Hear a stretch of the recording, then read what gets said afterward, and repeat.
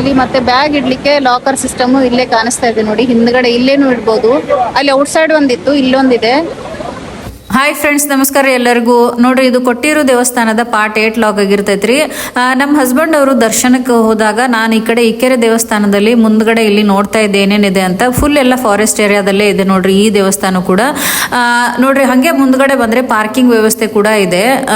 ಅಂದ್ರೆ ಅಕ್ಕೆರೆ ದೇವಸ್ಥಾನದ ಅಪೋಸಿಟ್ ಆ ಕಡೆ ಇದು ಇದೆ, ಅಂದ್ರೆ ಬಸ್ ಸ್ಟ್ಯಾಂಡ್ ಇದೆ. ಇಕ್ಕೆರೆ ದೇವಸ್ಥಾನದ ಅಪೋಸಿಟ್ ಈ ಕಡೆ ನಿಮಗೆಲ್ಲ ಗಾಡಿ ಪಾರ್ಕಿಂಗ್ ಇರುತ್ತೆ.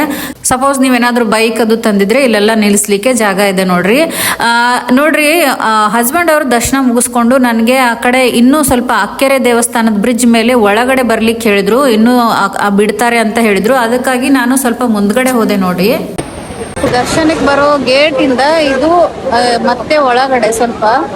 ಸೊ ಒಳಗಡೆ ಬಂದ್ರೆ ಇಲ್ಲಿ ನದಿ ಫುಲ್ ನಮ್ಗೆ ವ್ಯೂ ಚೆನ್ನಾಗಿ ಕಾಣಿಸುತ್ತೆ. ಬಾವುಲಿ ನದಿ ನೋಡಿ ಎಷ್ಟು ಚೆನ್ನಾಗಿ ಕಾಣಿಸ್ತಾ ಇದೆ ನೋಡಿ. ಬಾವುಲಿ ನದಿ ಆ ಕಡೆ ಬ್ರಿಡ್ಜ್ ಮೇಲೆ ಹತ್ಕೊಂಡು ದೇವರ ದರ್ಶನಕ್ಕೆ ಹೋಗ್ತಾ ಇದ್ದಾರೆ. 2 ಬ್ರಿಡ್ಜ್ ಇದೆ ಆಕ್ಚುಲಿ. ಈ ಸೈಡ್ ಒಂದಿದೆ, ಆ ಸೈಡ್ ಒಂದಿದೆ. ಇಲ್ಲಿ ಮತ್ತೆ ಬ್ಯಾಗ್ ಇಡ್ಲಿಕ್ಕೆ ಲಾಕರ್ ಸಿಸ್ಟಮ್ ಇಲ್ಲೇ ಕಾಣಿಸ್ತಾ ಇದೆ ನೋಡಿ. ಹಿಂದ್ಗಡೆ ಇಲ್ಲೇನು ಇಡ್ಬೋದು. ಅಲ್ಲಿ ಔಟ್ ಸೈಡ್ ಒಂದಿತ್ತು, ಇಲ್ಲೊಂದಿದೆ ಬ್ಯಾಗ್ ಇಡೋದಕ್ಕೆ. ಈ ಸೈಡ್ ಒಂದು ಬ್ರಿಡ್ಜ್ ಇದೆ ನೋಡಿ, ಈ ಸೈಡ್ ಒಂದಿದೆ. ಅಂದ್ರೆ ಈ ಸೈಡ್ ಹೋಗ್ತಾರೆ, ಈ ಸೈಡ್ ಹೋಗ್ಬಿಟ್ಟು ಎಂಟ್ರಿ ಕೊಟ್ಟು ಆ ಸೈಡ್ ಬರ್ತಾರೆ. ಹಿಂಗೆ ಹೋಗಿ ದೇವ್ರ ದರ್ಶನ ಮಾಡಿಬಿಟ್ಟು ಈ ಸೈಡ್ ಒಂದು ಬ್ರಿಡ್ಜ್ ಇದೆ, ಈ ಸೈಡ್ ಇಂದ ಎಕ್ಸಿಟ್ ಆಗ್ತಾರೆ. 2 ಬ್ರಿಡ್ಜ್ ಇದೆ, ಹೋಗೋಕೊಂದು ಬರೋಕೊಂದು.